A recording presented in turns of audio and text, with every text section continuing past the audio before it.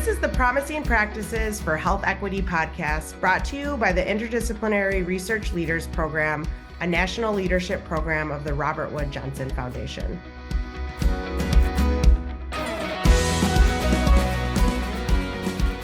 Welcome back to Promising Practices for Health Equity. I'm your host, Krystal. And I'm J. Robin Moon. If you listened to our last episode, you met us at the bend in the river where our IRL community paused to reflect and imagine the future through the metaphor of a river. Today, we present to you the part 2 of our StoryJAM series, Where the River Bends, where participants were offered up to 5 minutes to share their visions in any form, a story, a poem, a movement, a reflection, all of which you will see, rooted in future possibilities. The prompts remained the same, and stories were offered to the whole community to be witnessed, braided together, and felt as one collective current. And this is where something magical happened. As one of our team members reflected, we were trying to create something, using the pieces to create something bigger, a larger whole. Individual stories about social justice, food sovereignty, healing justice, community building were placed in proximity to each other. And suddenly we could see the world they were building together. While the community spoke, artist Kriss Wittmann sketched in real time, creating a shared visual map, a collective vision board of the future being dreamed in that room. Normally, a 10-year program produces a culminating impact report, a doorstop of a document. Rarely does it talk about transformative capacity building at the individual and community level that must accompany any true change, or the reimagined future as impact. These stories, the StoryJAM, is our impact report. What you'll hear in these stories is exactly that. Evidence of a profound capacity to envision and narrate a more just world. That ability to reimagine the future is the impact. And it's an impact that's accessible, emotional, and alive. So listen, not just to the stories, but to the world they are building together. This is part 2 of our StoryJAM. Hey, y'all. Shout out to our folks joining online. I see some Coho 2 folks there. Glad you all are here.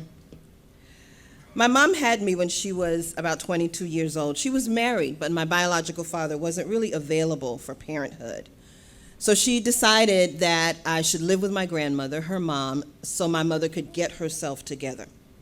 My grandmother lived in Camden, New Jersey, and those are my first memories of my childhood. Shout out Camden. We spent a lot of time in church, and Grandma made big Sunday dinners of chicken and string beans and cat-eye biscuits, and it was wonderful. One day she told me, you're going to have a new father, and your mother and her fiance are coming here, and they're going to get married here. So I was super excited. In my mind, we were going to become fast friends. He was going to absolutely love me, and it would be wonderful. So on the day of their arrival, we're all ready. We've got on our Sunday best, and they come in the door, and everybody's greeting them with hugs and kisses, and it's beautiful. And I'm standing there in a state of shock. I was so disappointed. I was confused. I looked at him with extreme suspicion. I did not like him. But my grandmother was also a disciplinarian, and I knew not to be disrespectful, so I made small talk and I smiled and all those things. Until later on, somebody asked, Shelley, what do you think about your new dad? And I had so much anxiety inside and so much anger and confusion that I was just waiting for somebody to ask me, and I said, I can't believe she's going to marry that white man. My aunt laughed. He's not white. He is white. And I knew at that age, I was about 5, that white people were the enemy because a white man had killed Reverend Dr. Martin Luther King Jr., and that was my first crush. And I knew that they couldn't be trusted. I was not appeased until my soon-to-be father told me himself, I am not white, girl. I mean, he was Franklin's complexion. He was just a light-skinned black guy. And I believed him. And we did develop a remarkable friendship and relationship. And this could be a long story about trust and the other and all of that, but that's not what this story is about. This story is about my dad, Kenneth Irvin Jordan, who taught me how to make my bed with hospital corners and who introduced me to broccoli and mushrooms, which is the most fascinating food on the planet. We had long conversations. He's a Sagittarius. He also was not big on the touchy-feely and granola stuff, but he had enough patience to endure a precocious 5-year-old little girl who had a whole lot of questions.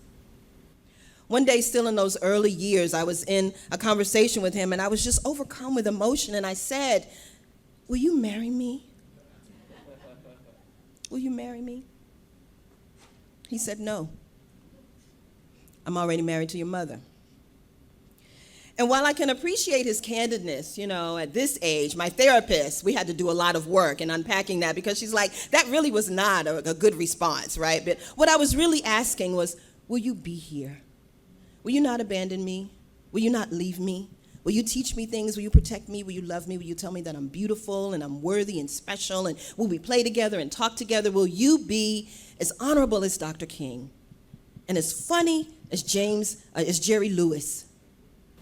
And he was not quite as funny as Jerry Lewis, but he turned out to be really wonderful. He taught me how to ride a bike. He wouldn't let me hang out with the fast girls in the neighborhood, but I snuck and did it anyway. He made me fall in love with learning in the Smithsonian Museum where he worked. We took long walks to the Safeway and People's Drugstore, which is now CVS. And he calls me Shelley, too. My dad turned 75 years old a few years ago, and I reflected on our life together. He was only 20 years old when he married my mom.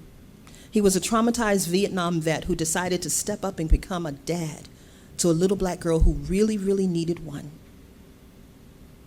And so to all the dads, the granddads, the uncles, the pops, and all of you who father, thank you. Your work is so important. We love you. We need you. We value you. Thanks.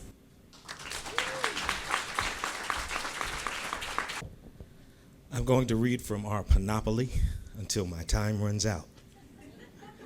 Somebody say, fight on. Fight on. This is pages 12 and 13. It talks about our friend of the court brief that's in a U.S. Court of Appeals case right now. Research that David Craig and I did in 2019 that's going up to the Supreme Court one way or the other. Somebody say, fight on. Fight on. By all means available. The battle for Medicaid is part of a modern-day civil war, not being fought with muskets, but with policy clashing with poverty, in a war started by design of the greedy 1% of the powerful. We knew that to defend Medicaid, we had to bring our voices and our research into the heart of the legal process. That opportunity came in 2025 when we joined an amicus curiae brief in the case Rose versus Kennedy, currently being heard the United States Appeals Court in the District of Columbia. An amicus brief allows those who are not direct parties to a case to offer insights that may inform the court's decision. In this moment, silence was not an option. We were called to be friends of the people. Our journey toward that brief began with our 5th faith community consultation, a coordinated effort to uplift the voices of those most impacted by Medicaid changes.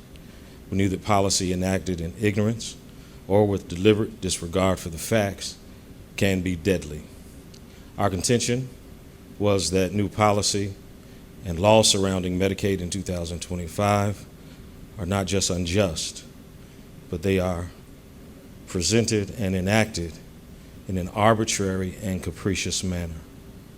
They lack data support, ignore the community, have intended consequences, and they are not just harmful, but they are in fact lethal. In 2019, a health equity study, Health Equity, Urban Congregations, and HIP, served as a foundational source document for this brief. Our current Robert Wood Johnson Foundation funded study expands on that work, incorporating insights from residents, professionals, and advocates across the cities in our study in Indiana. The Community Leadership Board guided every phase, from research question design to community education and findings dissemination. Because our research is both institutional review board approved and rooted in community valued research, its inclusion in this Friend of the Court brief represents a double affirmation that our work is both academically sound and morally imperative. Being named amici is not simply an academic gesture, it is an act of scholar activism. We stand as Friend of the Court, offering advice from the authentic voice of the people, asserting the moral urgency of equitable health policy. Our participation is not a legal formality. It is a call for consciousness provided by the respected and clarion instruction of the community. The phrase "right on" rose from the front lines of the civil rights and black power movements of the 1960s. It was more than a slogan, it was a spiritual affirmation, a rhythmic nod of shared struggle and shared resistance spoken by freedom fighters, mothers, preachers, teachers, artists, and youth on the front lines of protest and possibility. It marks a moment of recognition that dignity had not been stripped, that courage still bloomed, and that hope was not lost. It echoed across pulpits and street corners. It blared from radios. It acknowledged humanity and even served as a final blessing shared by friends. Right on was a spoken embrace, a cultural drumbeat affirming worth, agency, and divine presence amid socio-political storms, personal vulnerability, and collective strife. It was language woven from resistance, pride, and transcendent black agapeism and genuine joy in the midst of it all. It was a short hymn of identity, a collective determination. I'll keep your attention. Today we say, fight on. Everybody say, fight on. Fight on. Not in place of right on, but as its descendant. This new charge emerges from the same ancestral well shaped by the terrain of our time. We speak it in the face of legislative callousness, economic abandonment, and medical neglect. Where the earlier call affirmed our presence, this call ignites our purpose.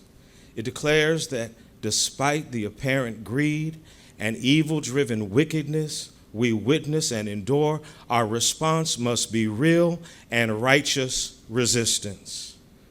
This modern call, from the passion and power of the old freedom song, from the wisdom of our elders, from the blood memory of ancestors, and from the fierce moral urgency of our time, is a cry. It is a cry drawn from the marrow of the movement, forged in fire and carried forward in profound faith.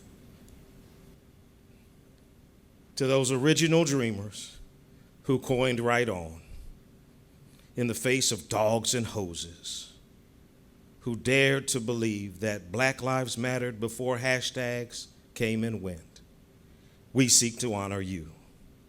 Your affirmation fuels our resolve. Your language has become our liturgy. Your courage strengthens our stance, bolstering our commitment and courage to faithfully fight on. Fight on. Right on. All right, everyone. So some of you may know that cohort 5, where are we? No one left? Okay, I'll clap for all of us. All right. right, cohort 5. I want to begin by thanking a cohort member, Rafael Perez Figueroa, who reached out to me and said, I want you there. Let's go and let's represent our cohort and also share our story. So thank him. And also thank him for always encouraging me to do this, right, to make myself more visible. And to a new friend, John Chase, who also came up to me yesterday following Luis's call to say, hug someone or tell them you got this. And because I shared the story that I have in mind that I want to share with you. But I want to begin with what I grew up and where my story is going and where it started. So let's see if this works. Will this, if I put something on, will it capture, you think?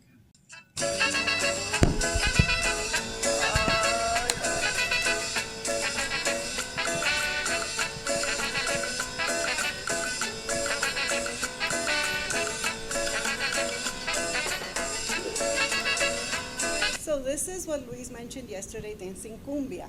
Cumbia is traditional music from South America. My family is from Ecuador, and that's what I grew up hearing, right? My parents were immigrant factory workers. My father was undocumented for many years. And in the factory he worked on, this is why I have my tissues here too, but I saw the box. But in the factory he worked in, he showed that he only had 6 years of schooling, my mother too. But he was a dedicated worker. And when there was a raid by ICE that came and swept him out and deported him, the supervisor that worked in that factory said, you will come back. You hold on, and I will bring you and your family back. And that's how I'm here, the daughter of immigrant factory workers who dared to dream big, who also resisted because that music was what I heard almost every week. And I have no idea how my parents said that they worked, 4 kids, uncle, grandma living with us, and they still found moments of joy, sharing in community. My father was an organizer. He founded the first Ecuadorian club. I'm from Paterson, New Jersey. That's where we grew up.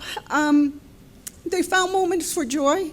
They found moments to build community. And so for me, I didn't realize that was what founded my connection to public health work, right? It has given me that inspiration to say, I too can do this. They were building a life for themselves and for us beyond what they ever could have imagined. And so the radical thought I have now is, I live now in the state of North Carolina, and seeing firsthand and witnessing the devastation that's happening with ICE raids is to work with community groups to say we need to actually I respect that some people are genuinely afraid and genuinely finding space to protect themselves, and I understand that. But I think for those of us who can, my radical thought is we need to make ourselves even more visible. We need to highlight the work, the contributions that immigrant people have always and will continue to make in this country. And that is my commitment to do in North Carolina with colleagues and community groups that are doing this. There's an immigrant solidarity network that I'm working with so that we can just lift up all of those voices for the people that can't, and to continue dancing, to continue hoping, and to continue resisting. Thank you, everyone.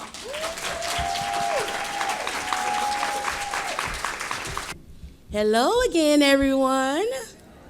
So, to refresh anyone that's online, I'm Joanna Grier McEachin, cohort 3, team WNC. So happy to be here in another way.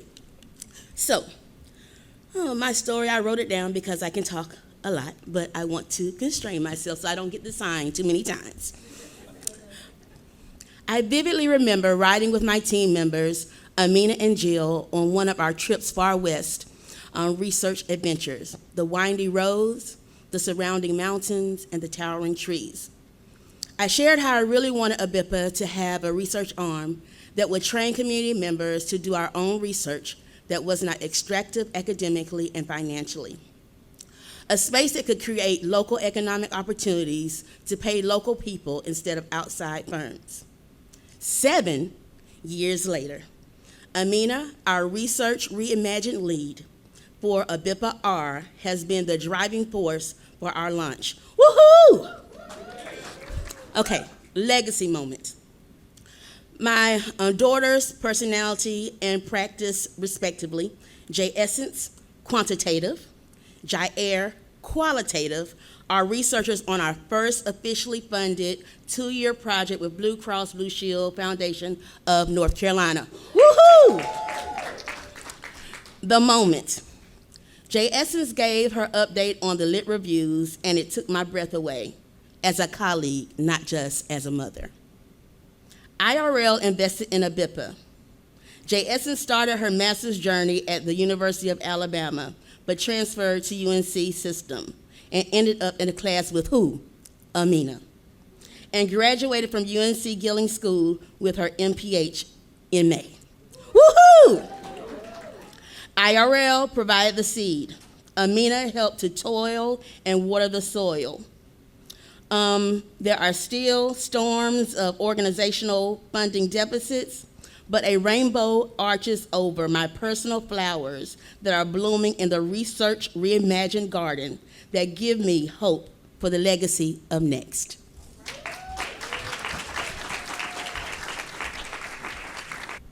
All right, I'm going to try to repeat this. Mike. So,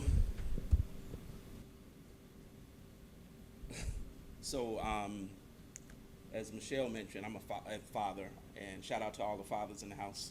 Can you hear me? All right, sorry, I'm so focused on the music. So my children, I have a 17-year-old and a 9-year-old, and they would be super embarrassed and probably run out the room for what I'm about to do, but thank you. They know that I do something in the house called vocalise, which is basically putting lyrics to jazz songs, right? A lot of times they're with their names in it, so I have all these songs, right? But what they don't know is that some of the songs are kind of self-deprecating, and my prompt is around envisioning, and that is envisioning, and Kwame had talked about mask, and ironically that was what mine is based off of. I actually have a playlist called Mask, and this motivated me to talk about how there have been 2 influential groups that have helped me take off my mask, but part of what I want to do is really just share my journey as I get through this. All right, claiming I'm mediocre, and this is Bud Powell's Mediocre. Claiming I'm mediocre, claiming I'm mediocre, claiming I'm mediocre, but I don't want to be mediocre no more. All right, so part of this next, this is Miles Davis's Mask. And part of what my experience has been is the cacophony of different sounds, having to put a mask on, having to take a mask off, putting it on, taking it off, taking it off, putting it on, taking it off. That cacophony was so debilitating because I couldn't be who I wanted to be. But then I learned, as Miles Davis captures it here, I learned how to have a groove with the mask, how to walk with the mask, how to have soul with the mask, even though I wasn't really quite being who I knew I would be. And then, as Scarface and Ghostface Killer taught me, there were also mass superstars, right? People that I knew that were in the work and in the effort that also knew how to rock it with mask on, how to swing with flavor with mask on. But what I'm empowered by Tyler, the Creator, is that he taught us how to take our mask off. And I'm gonna go a little bit faster because I wanna do a little censoring on some words real quick. Here we go. So helping me take my mask off. As I sat in a Black and Brown Gun Violence Prevention Collective mentoring workshop led by our very own Shawnee Bugs. Give it up for Shawnee, y'all. I was reminded I could actually take my mask off. And IRL and the Black and Brown Gun Violence Prevention Collective both intersected in my life in 2021. And it was then that I realized that I wasn't an imposter. I felt that my 20 years of experience in the field, that now it actually did matter, that I mattered. It was in fact the conditions that the space and my peers helped me understand to take my mask off. Uh-oh, got that censor. By not buying into the false narratives by walking a certain path, eye to eye, that taught me that there is a community. IRL, you are my community. Give it up for yourselves. And Shawnee, you representing the collective here. Please, thank you. You are my community. You helped me take my mask off. It taught me that the system was designed to make me feel this way, and that I hope we all are able to take our mask off. Thank you very much. Let's see.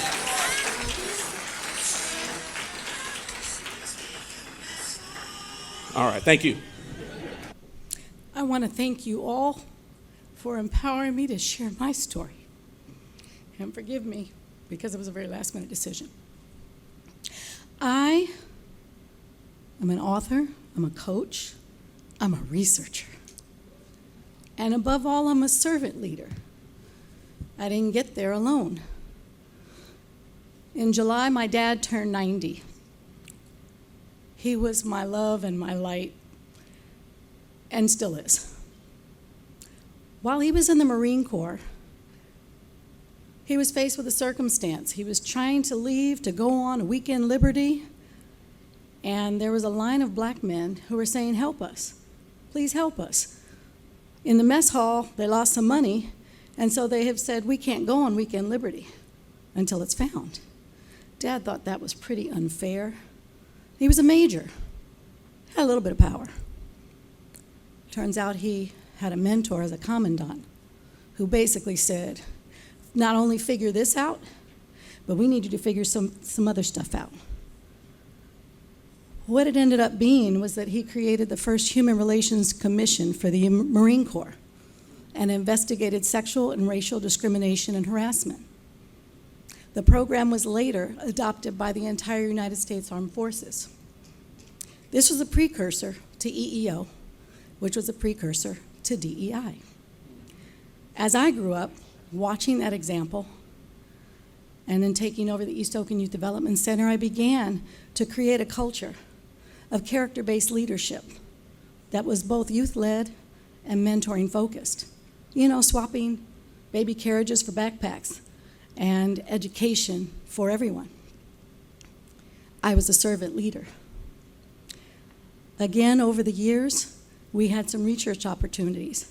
I gave them to the kids. Our 8 to 12-year-olds became authors and researchers.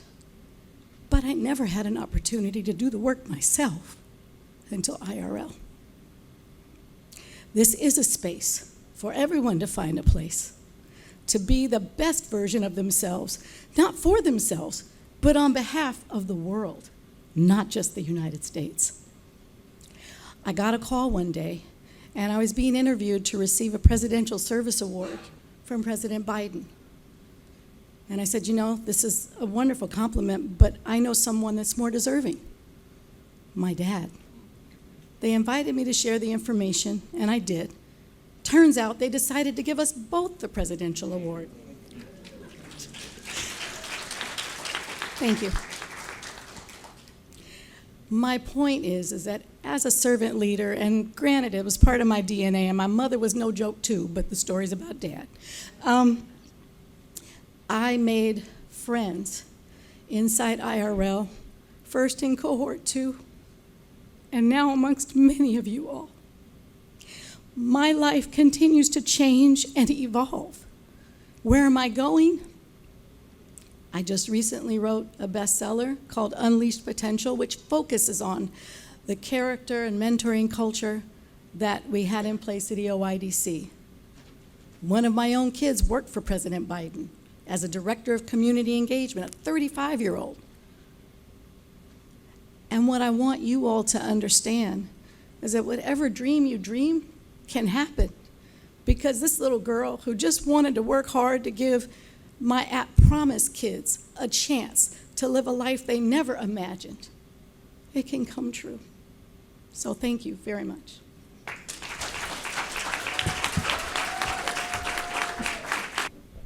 Oh, I'm so nervous.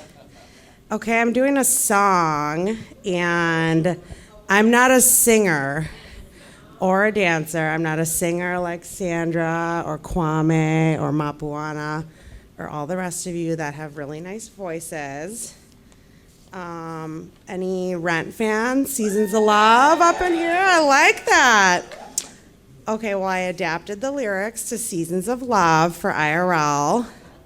So maybe just like pay attention to the words and not the acoustics of my voice, if that's a thing. All right. 5,256,000 minutes. 5,256,000 moments so dear. 5,256,000 minutes. Do you get it? How do you measure 10 years of IRL? In research, in check-ins, in emails, and more emails. Collaboration agreements, thanks Kathleen, and walk-up songs and swag. 5,256,000 minutes. How do you measure 10 years of IRL? My request. In webinars, in meetings, in leadership changes, and more leadership changes. In stipends, no cost extensions, in papers and op-eds. 5,256,000 minutes. How do you measure 10 years of IRL? How about health equity? That was kind of good. How about restorative justice? How about reimagining measuring love? A decade of building our beloved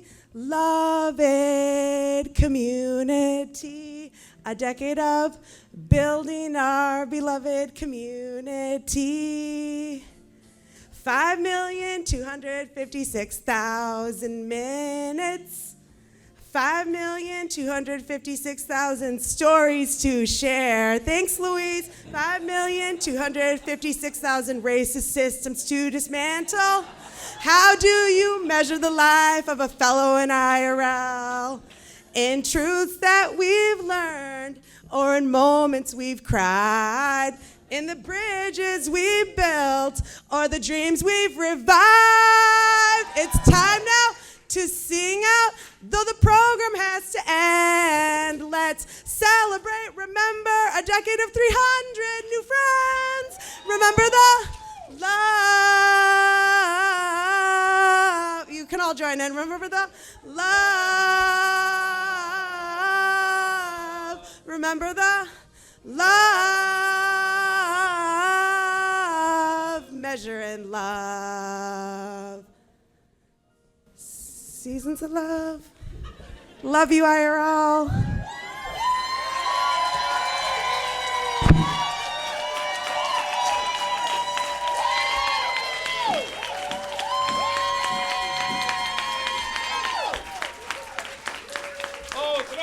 Thank you.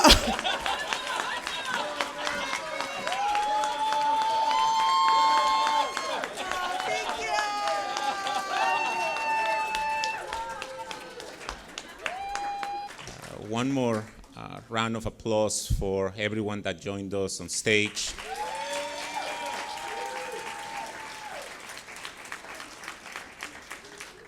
And my wholehearted gratitude, because I know there are many in this room who are not here. There are also many in this room who I know played a role in giving you that encouragement that brought you to this stage. Thank you to everyone in the space for holding, for witnessing. It is not lost on me that my poetic provocation to open up this StoryJAM meditated on the question of undocumented time, and we close with a song about what it means to measure time.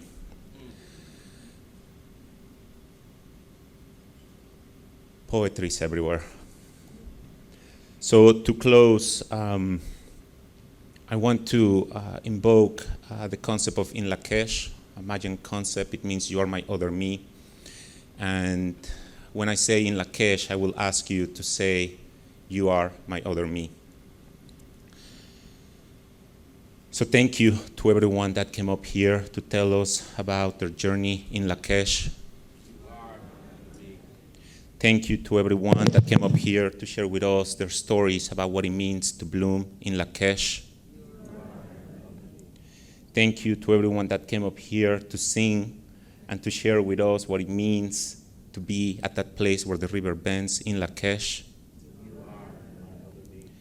Thank you to everyone that came up here to dance, to share their music, to remind us that in these times, that is perhaps one of the most radical things that we can do, to join and move together in rhythm in Lakesh. Thank you to cohort 1, to cohort 2, 3, 4, 5, 6, and 7 generations in Lakesh. Thank you for making yourself visible and naming how difficult it is at times to feel invisible. Thank you for showing up in Lakesh. Thank you for naming your identities, your indigeneity, your queerness, your reality, your blackness, your beauty.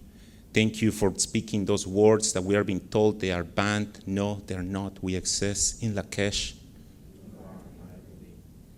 Thank you for giving voice to sisters, to siblings, to our children, to our ancestors, to our fathers, to our mothers in Lakesh. Thank you for your stories about loss and grief in Lakesh. Thank you for your amicus brief in Lakesh. Thank you for the reminder that we are here to fight on in Lakesh.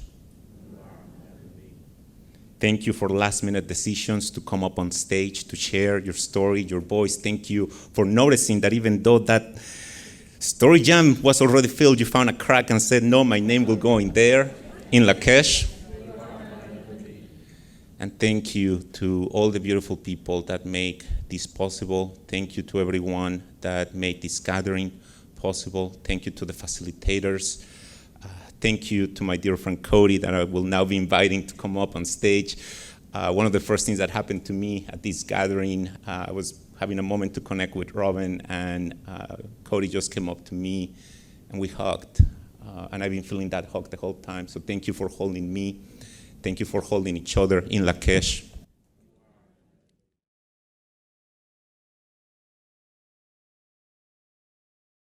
Thank you for listening and imagining with us.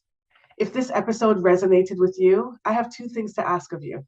First, share this episode on social media with friends, family, or anyone who you think will enjoy the podcast. If you feel like going above and beyond, leave us a review on Apple Podcasts or give us 5 stars on Spotify. This helps us reach other listeners who are working towards health equity.